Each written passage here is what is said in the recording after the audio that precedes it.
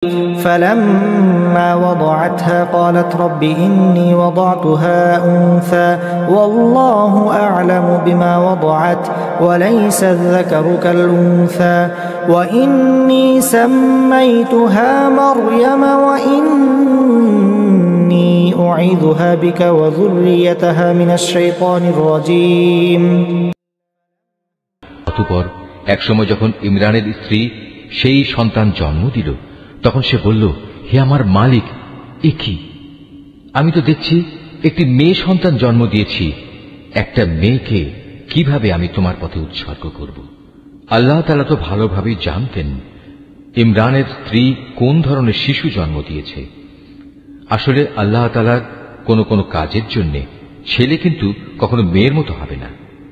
ইমরানের স্ত্রী বলল, আমি এই শিশুর নাম রাখলাম মারিয়াম, এবং আমি এই শিশু ও তার অনাগত সন্তানকে অভিশপ্ত শয়তানের অনিষ্ট থেকে রক্ষার জন্য তোমার কাছে আশ্রয় চাই। فتقبلها ربها بقبول حسن وأنبتها نباتا حسنا وكفلها زكريا كلما دخل عليها زكريا المحراب وجد عندها رزقا قال يا مريم أنى لك هذا قالت هو من عند الله إن الله يرزق من يشاء بغير حساب। আল্লাহ তাআলা ইমরানের স্ত্রীর দোয়া কবুল করলেন এবং এই মেয়েটিকে অত্যন্ত আগ্রহ ভরেই গ্রহণ করে নিলেন এবং ধীরে ধীরে এই মেয়েটিকে তিনি ভালোভাবে গড়ে তুললেন। আর সেজন্যই আল্লাহ তাআলা তাকে জাকারিয়ার তত্ত্বাবধানে রেখে দিলেন। বড় হবার পর যখনই জাকারিয়া তার কাছে তার নিজস্ব ইবাদতের কক্ষে যেত, তখনই দেখতে পেত সেখানে কিছু খাবার মজুদ রয়েছে। খাবার দেখে জাকারিয়া জিজ্ঞেস করত, হে মারিয়াম, এসব খাবার তোমার কাছে কোত্থেকে আসে? মারিয়াম জবাব দিত, এসব আসে আমার মালিক আল্লাহর কাছ থেকে। আর অবশ্যই আল্লাহ তাআলা যাকে চান তাকে বিনা হিসেবে রিজিক দান করেন। هنالك دعا زكريا ربه قال رب هب لي من لدنك ذرية طيبة إنك سميع الدعاء। সেখানে দাঁড়িয়েই জাকারিয়া তার মালিকের কাছে দোয়া করল, হে আমার মালিক, তুমি তোমার কাছ থেকে আমাকে তোমার অনুগ্রহের প্রতীক হিসেবে একটি নেক সন্তান দান করো। নিশ্চয়ই তুমি মানুষের ডাক শোনো। فنادته الملائكة وهو قائم يصلي في المحراب أن الله يبشرك بيحيى مصدقا بكلمة من الله وسيدا وحسورا ونبيا من الصالحين। ফেরেশতারা তাকে ডাক দিল এমন এক সময়ে যখন সে ইবাদতের কক্ষে নামাজ আদায় করছিল। ফেরেশতারা বলল, হে জাকারিয়া, আল্লাহ তাআলা তোমার ডাক শুনেছেন। অবশ্যই আল্লাহ তাআলা তোমাকে ইয়াহিয়ার জন্ম সম্পর্কে সুসংবাদ দিচ্ছেন। তোমার সে সন্তান আল্লাহর পক্ষ থেকে তার বাণীর সত্যায়ন করবে। সে হবে সমাজের নেতা, সে হবে সচ্চরিত্রবান, সে হবে নবী, সর্বোপরি সে হবে সৎ কর্মশীল ব্যক্তিদের একজন। قال رب أنى يكون لي غلام وقد بلغني الكبر وامرأتي عاقر قال كذلك الله يفعل ما يشاء। এই কথা শুনে জাকারিয়া বলল, হে আমার মালিক, আমার ঘরে ছেলে হবে কিভাবে? একে তো আমি নিজে বার্ধক্যে উপনীত হয়ে গেছি, তদুপরি আমার স্ত্রীও বন্ধা, সন্তান ধারণে সম্পূর্ণ অক্ষম। আল্লাহ তাআলা বললেন, হ্যাঁ, এভাবেই হয়। আল্লাহ তাআলা যা চান তাই তিনি করেন। قال رب اجعل لي آية قال آيتك ألا تكلم الناس 3 أيام إلا رمزا واذكر ربك كثيرا وسبح بالعشي والإبكار। জাকারিয়া নিবেদন করল, হে মালিক, তুমি আমার জন্য এর কিছু পূর্ব লক্ষণ ঠিক করে দাও। আল্লাহ তাআলা বললেন, হ্যাঁ, তোমার সে লক্ষণ হবে এই যে তুমি 3 দিন 3 রাত পর্যন্ত মানুষের সাথে ইশারা ইঙ্গিত ছাড়া কথাবার্তা বলবে না। এই অবস্থায় তুমি তোমার মালিককে বেশি বেশি স্মরণ করবে এবং সকাল সন্ধ্যায় তার পবিত্র নামসমূহের তাসবিহ পাঠ করতে থাকবে। وَإِذْ قَالَتِ الْمَلَائِكَةُ الملائكة يا مريم إن الله اصطفاك وطهرك واصطفاك على نساء العالمين রুকু 5। অতঃপর মরিয়ম ভয়প্রাপ্ত হল। আল্লাহর ফেরেশতারা যখন বলল, হে মরিয়ম, আল্লাহ তাআলা নিঃসন্দেহে তোমাকে একটি বিশেষ কাজের জন্য বাছাই করেছেন এবং এজন্য তোমাকে তিনি পবিত্র করেছেন এবং বিশ্বের নারীকুলের উপর তিনি তোমাকে সম্মানিত করেছেন। ইয়া মারইয়াম কুনতি লিরাব্বিকি ওয়াসজুদি ওয়ারকাই মা'আর রাকিঈন হে মরিয়ম, এর যোগ্য হওয়ার জন্য তুমি সর্বদা তোমার মালিকের অনুগত হও, তার কাছে আনুগত্যের মাথা নত করো, রুকুকারীদের সাথে তুমিও আল্লাহর সামনে রুকু করো। ذلك من أنباء الغيب نوحيه إليك وما كنت لديهم إذ يلقون أقلامهم أيهم يكفل مريم وما كنت لديهم إذ يختصمون হে নবী, এ সবই ছিল তোমার জন্য অদৃশ্য লোকের সংবাদ। আমি এগুলো তোমাকে ওহির মাধ্যমে জানিয়েছি, নতুবা তুমি তো সেখানে তাদের পাশে হাজির ছিলে না, বিশেষ করে যখন ইবাদতখানার পুরোহিতরা মরিয়মের পৃষ্ঠপোষক কে হবে এটা নির্বাচনের জন্য ভাগ্যরেখায় কলম নিক্ষেপ করেছিল, আর তুমি তাদের ওখানে উপস্থিত ছিলে না যখন তারা বিতর্ক করছিল। إذ قالت الملائكة يا مريم إن الله يبشرك بكلمة منه اسمه المسيح عيسى بن مريم وجيها في الدنيا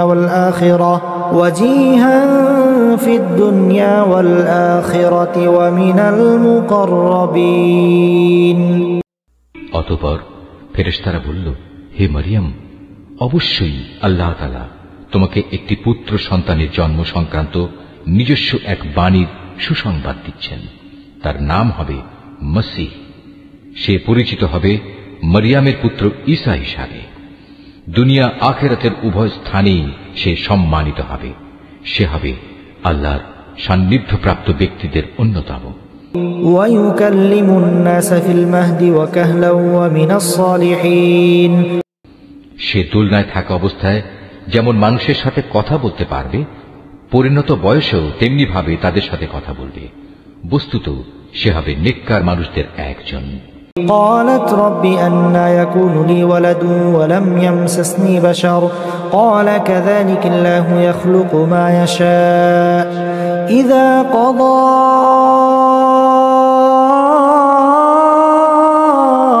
أمرا فإنما يقول له كن فيكون মরিয়ম বলল, হে আমার মালিক, আমার গর্ভে সন্তান আসবে কোত্থেকে? আমাকে তো কখনো কোনো মানব সন্তান স্পর্শ পর্যন্ত করেনি। আল্লাহ তাআলা বললেন, এভাবেই আল্লাহ তাআলা যাকে চান তাকে চিরাচরিত নিয়ম ছাড়াই পয়দা করেন। তিনি যখন কোনো কাজ করার সিদ্ধান্ত নেন তখন শুধু তাকে বলেন, হয়ে যাও, অতঃপর সাথে সাথে তা সংঘটিত হয়ে যায়। وَيُعَلِّمُهُ الْكِتَابَ وَالْحِكْمَةَ وَالتَّوْرَاةَ وَالْإِنْجِيلَ ফেরেশতারা মরিয়মকে বলল, তোমার সন্তানকে আল্লাহ তাআলা তাঁর কিতাব ও প্রজ্ঞার বিষয়গুলো শেখাবেন, সাথে সাথে তিনি তাকে তাওরাত এবং ইনজিলও শিক্ষা দেবেন। وَرَسُولًا إِلَى بَنِي إِسْرَائِيلَ أَنِّي قَدْ جِئْتُكُمْ بِآيَةٍ مِّن رَّبِّكُمْ أَنِّي أخلق لكم من الطين كهيئة الطير فأنفخ فيه فيكون طيرا بإذن الله وأبرئ الأكمه والأبرص وأحيي الموتى بإذن الله وأنبئكم بما تأكلون وما تدخرون في بيوتكم إن في ذلك لآية لكم إن كنتم مؤمنين আল্লাহ তাআলা তাকে বনি ইসরাইলদের কাছে রসুল করে পাঠালেন। অতঃপর সে আল্লাহর রসুল হয়ে তাদের কাছে এসে বলল, আমি নিঃসন্দেহে তোমাদের মালিকের কাছ থেকে নবুয়তের কিছু নিদর্শন নিয়ে এসেছি। সেই নিদর্শনগুলো হচ্ছে, আমি তোমাদের জন্য মাটি দ্বারা পাখির মতো করে একটি আকৃতি গঠন করব এবং পরে তাতে ফুঁ দেব। অতঃপর তোমরা দেখবে এই আকৃতিটি আল্লাহর ইচ্ছায় জীবন্ত পাখি হয়ে যাবে, আর জন্মান্ধ এবং কুষ্ঠ রোগীকেও সুস্থ করে দেব। আল্লাহর ইচ্ছায় এভাবে আমি মৃতকেও জীবিত করে দেব, আমি তোমাদের আরো বলে দেব, তোমরা নিজের ঘরে কি কি জিনিস খাও, আবার কি জিনিস না খেয়ে জমা করে রাখো। মূলত তোমরা যদি আল্লাহর উপর ঈমান আনো, তাহলে নিঃসন্দেহে এতে তোমাদের জন্য নিদর্শন রয়েছে। ومصدقا لما بين يدي من التوراة ولأحل لكم بعض الذي حرم عليكم وجئتكم بآية من ربكم فاتقوا الله وأطيعون। মসিহ ঈসা ইবনে মরিয়ম আরো বলবে, তাওরাতের যে বাণী আমার কাছে রয়েছে আমি তার সত্যায়নকারী। তাছাড়া তোমাদের উপর হারাম করে রাখা হয়েছে এমন কতিপয় জিনিসও আমি তোমাদের জন্য হালাল করে দেব, এবং আমি তোমাদের মালিকের পক্ষ থেকে এই নিদর্শন নিয়েই এসেছি। অতএব তোমরা আল্লাহকে ভয় করো এবং আমার আনুগত্য করো। ইন্নাল্লাহা রাব্বী ওয়া রাব্বুকুম ফা'বুদুহু হাযা সিরাতুম মুস্তাকিম। নিশ্চয়ই আল্লাহ তাআলা আমার মালিক, তোমাদেরও মালিক। অতএব তোমরা তাঁরই ইবাদত করো, আর এটাই হচ্ছে একমাত্র সঠিক ও সোজা পথ। فلما أحس عيسى منهم الكفر قال من أنصاري إلى الله قال الحواريون نحن أنصار الله آمنا بالله واشهد بأننا مسلمون। অতঃপর ঈসা যখন তাদের থেকে কুফরি আঁচ করতে পারল, তখন সে সাথীদের ডেকে বলল, কে আছো তোমরা? আল্লাহ তাআলার পথের দিকে চলার সময় আমার সাহায্যকারী হবে? হাওয়ারীরা বলল, হ্যাঁ, আমরাই হব আল্লাহর সাহায্যকারী। আমরা আল্লাহর উপর ঈমান এনেছি।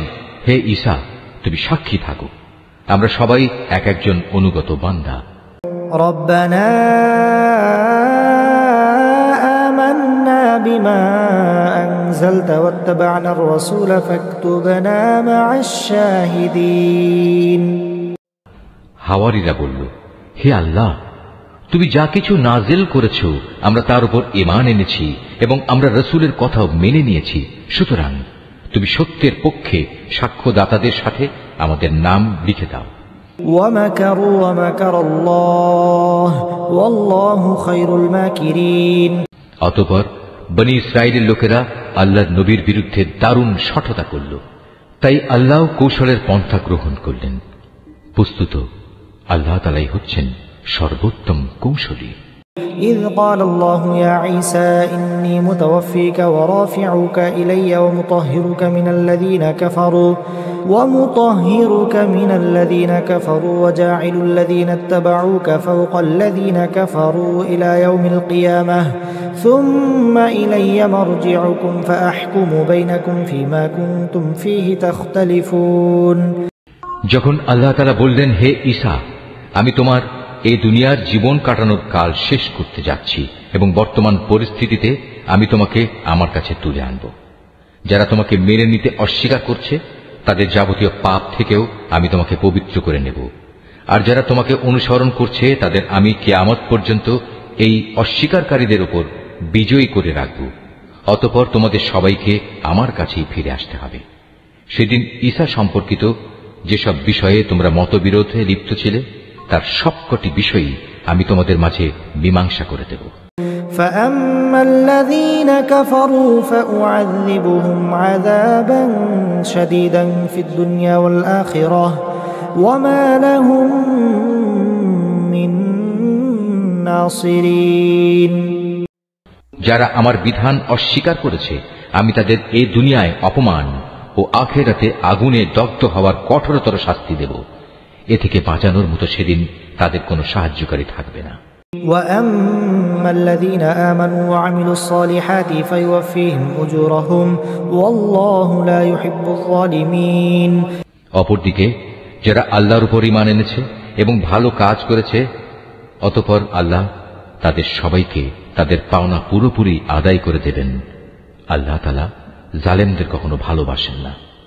ذَلِكَ نَتْلُوهُ عَلَيْكَ مِنَ الْآيَاتِ وَالذِّكْرِ الْحَكِيمِ। এই কিতাব যা আমি তোমাকে পড়ে শোনাচ্ছি তা হচ্ছে আল্লাহর নিদর্শন ও জ্ঞানপূর্ণ উপদেশ বিশেষ। إِنَّ مثل عيسى عند الله كمثل آدم خلقه من تراب ثم قال له كن فيكون।